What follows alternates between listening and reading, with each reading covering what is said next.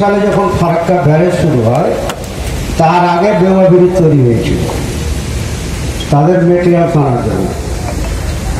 তখন ফারাক্কা এই বেওয়া ব্রিজ থেকে, তখন বিহার ছিল, বেওয়া ব্রিজ থেকে আশা মোড় পার করে 3 নম্বর যেখানে ফাটক বলছো তোমরা, সেই ফাটকের পাশে যে রেলপাড়া যেটা হয়েছে, রেলপাড়া যেটা গব্বরদের মেয়েদের যেটা রেলপাড়া বলা হয়, তার পাশে দেখবার নিচে যাওয়ার পাশ দিয়ে একটা রাস্তা ছিল। ওই রাস্তাটা ছিল ফারাক্কা ব্যারেজ দিয়ে একটা চেকপোস্ট ছিল। এটা ব্রিজ চালু হয়েছিল কেদারনাথ ব্রিজ 72-73-এ, 72 থেকে 73-এ চালু হয়েছিল। তখন এই রাস্তা চালু হয়নি। ওখানে যে ভরাইপাড়া যেখানে আমাদের আছে কি বলে ফেরিঘাট, তারও একটু আগে ওখানে একটা চেকপোস্ট ছিল ব্যারেজে, ওইটা দিয়ে সমস্ত গাড়ি পারাপার হতো। সম্ভবত ওই চেকপোস্টের ওই জায়গায় যে ক্যানেল করলো পরে, যে এলএনটি যেখানে লকগেট করেছে, আইডব্লিউ যেখানে লকগেট করেছে, সেই চ্যানেলটা কাটা হয় 80 সালে। 80 সালের পর এই রাস্তাটা দিয়ে চলাচল শুরু হয়।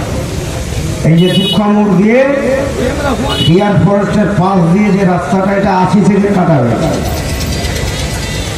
তো 80 সাল বলা হয়ে গেল আজকে 44 বছর।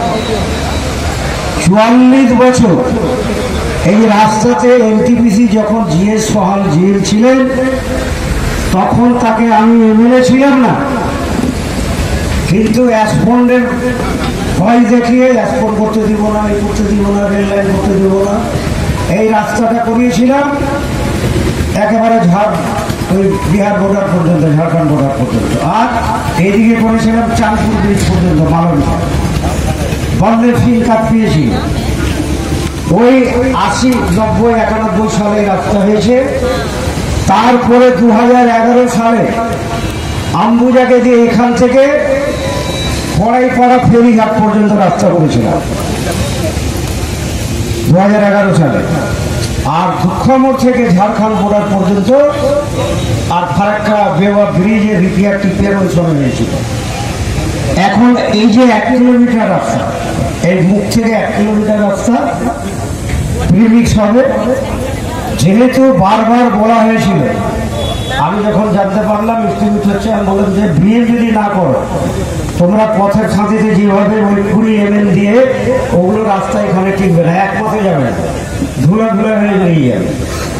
বিএম দিয়ে রাস্তাটা ধরা হয়েছে, রাস্তা আছে ওইরকম, আর 2 সাইডে 1 মিটার করে ফুটপাথ হবে, তাহলে রাস্তা দাঁড়াবে 7 মিটারে, অসুবিধা হবে না। বিএম করা মানে সঠিকভাবে যদি কন্ট্রাক্টরকে দিয়ে, ডিসিলদার লোকের এটা দায়িত্ব বেশি, আমাদের সকলের দায়িত্ব, কিন্তু ডিসিলদার গ্রামের লোকের বেশি বেশি করে দায়িত্ব, যে রাস্তাটাকে ভালো করে দেখে নি, কোয়ান্টিটি ঠিকভাবে দিচ্ছে কিনা, রাস্তায় কোয়ান্টিটি অনুযায়ী কাজ হচ্ছে কি ফাঁকিবাজি করছে, এগুলো তোমাদের দায়িত্ব। আমরা দেখবো না যে ও 30% বিলোতে কাজ ধরেছে না 40% বিলোতে কাজ ধরেছে, এটা আমরা দেখবো না। আমরা আসল কোয়ান্টিটি দেখে নেব। এই কাজটা যদি সঠিকভাবে করতে পারে, আমি দায়িত্ব নিয়ে বলছি 4 থেকে 5 বছর এই রাস্তা দেখতে হবে না। থাকলো এবার বেওয়ার বর্ডার পর্যন্ত, আর 3.5 থেকে 4.5 কিলোমিটার রাস্তা যদি হয়ে যায়, তাহলে আমাদের পার্মানেন্ট সমস্যা মিটে যাবে। কারণ ওখানে প্রায় 600 মিটার এলএনটি করেছে পিচ, ওইটা যদি বাদ দেওয়া যায় তাহলে 4 কিলোমিটার আর থাকবে না। 4.5 থেকে 3.5 থেকে 4.5 কিলোমিটার রাস্তা, এটা আমি সভাধিপতিকে বলবো। এইভাবে এমএলএও আছে, সে চেষ্টা করবে। আমিও কল্যাণাথনের সঙ্গে দেখা করব পার্সোনালি, এটা নিয়ে একটা চিঠিও করার সমস্ত রেডি করে রেখেছি। আমি যেদিন যাবো হাতাহাতি দিয়ে আসবো। তো এই রাস্তাটা যদি কমপ্লিট হয়ে যায়, আমাদের সব থেকে খারাপ লাগে, আমরা তো যারা চাকরিজীবী, যারা এনটিপিসির সঙ্গে যুক্ত আছে, আম্বুজার সঙ্গে যুক্ত, এদিক থেকে যারা আসা যাওয়া করে, কষ্ট তো হয় তাদের, সব থেকে বেশি কষ্ট হয় আধুয়ার স্কুলের বাচ্চারা আর এই যে চণ্ডীপুরের স্কুলের বাচ্চারা যখন এই রাস্তা দিয়ে পারাপার করে সব থেকে বেশি কষ্ট হয়। সেই বাচ্চাদের কথা বেশি বেশি করে ভেবে এই রাস্তাটা বারবার বলা হয়েছিল।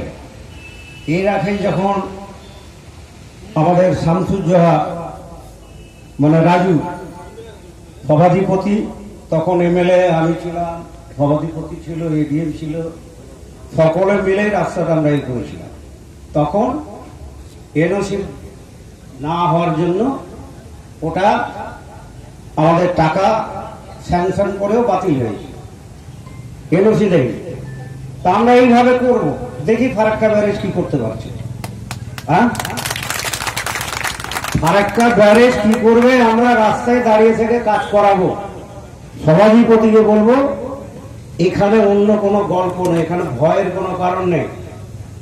এখানে একটা বাঁধের রাস্তা আছে, আমার যে গোয়ালখোর শ্বশুর বাড়ি, সেখান থেকে একটা রাস্তা, বাঁধের রাস্তা, প্রায় দুঃখম্বর থেকে যদি ধরা হয় প্রায় 5 কিলোমিটার। সেই রাস্তা আলমগীর সাহেব তার আগে 6 মাস এমপি বারবার জিএমকে চিঠি করে এনওসি পাইনি। আমি আলমগীর সাহেব যখন পঞ্চায়েত মন্ত্রী হলো, আমি বললাম যে আপনি এনওসির কোনো প্রয়োজন নেই, আপনি রাস্তা করুন, বাকি কি করবো আমরা বুঝে নেব। হয়ে গেছে রাস্তা, সেইভাবে করতে হবে। এটা যদি আমরা চাঁদের ব্রিজ, চাঁদপুর ব্রিজ পর্যন্ত যদি আমরা করতে যাই, এটা প্রায় হয়ে যাবে 10, 3, 13 থেকে 14 কিলোমিটার, 15 ধরে রাখো। এই দিকটা মানে আমরা আধুয়া জানি মোড় থেকে ধরবো, আমরা এনটিপিসি রাস্তা কেন ধরতে যাবো, ওটা এনটিপিসি মেরামত করছে। এই রাস্তাগুলো করতে হবে। আমরা চাই আমাদের মাননীয় মুখ্যমন্ত্রী 11 থেকে রাজ্যে ক্ষমতায় আসার পর প্রচুর কাজ হয়েছে, রাজ্যে ব্যাপক পরিবর্তন হয়েছে, ব্যাপক পরিবর্তন হয়েছে। তাই আমি মনে করি মুখ্যমন্ত্রী যারা ভাবছে যে উনি আকাশ থেকে এসে জুড়ে বসেছেন, এরকম ব্যাপার নয়। উনি মাটি থেকে উঠে এসছে, একজন সাধারণ পরিবারের ঘরের মহিলা মেয়ে হয়ে মাটি থেকে উঠে আজকে তিনি মুখ্যমন্ত্রী হয়েছে। এটা চারটিখানি ব্যাপার না, কেউ কোনোদিন কল্পনা করতে পারেনি। আজ থেকে 30 বছর আগে কোন মানুষ ভাবতে পারেনি পশ্চিমবাংলা যে মমতা ব্যানার্জি রাজ্যের মুখ্যমন্ত্রী হবে। তিনি হয়েছে, তিনি মুখ্যমন্ত্রী হয়েছে। আমি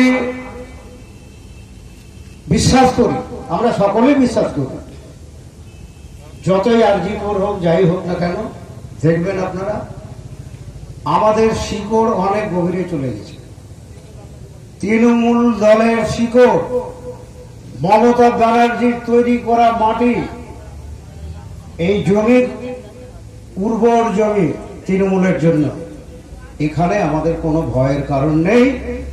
আগামী 2026 সালেও আবার মেজরিটি নিয়ে মাননীয় মুখ্যমন্ত্রী মমতা ব্যানার্জি আবার সরকার গঠন করবে, এটা আমি দায়িত্ব নিয়ে বলছি।